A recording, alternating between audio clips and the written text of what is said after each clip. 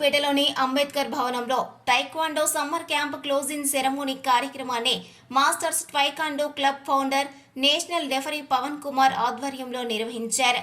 ఈ కార్యక్రమానికి ముఖ్య అతిథులుగా పాల్గొన్న municipal vice chairman Sheikh Rafi, TDP యువ నాయకులు నిలవల రాజేష్ చేతుల మీదుగా విద్యార్థులకు కలర్ బెల్ట్ ప్రదానం చేశారు. నాయుడుపేటతో పాటు గూడూరు తదితర ప్రాంతాల నుంచి వచ్చిన విద్యార్థులు టైక్వాండో ప్రదర్శనలు నిర్వహించారు. ప్రతి ఏటా ఎంతో వేడుకగా ఈ కార్యక్రమాన్ని నిర్వహించి విద్యార్థులకు కలర్ బెల్ట్ ప్రదానం చేయడం జరుగుతుందని నిర్వాహకులు పవన్ తెలియజేశారు.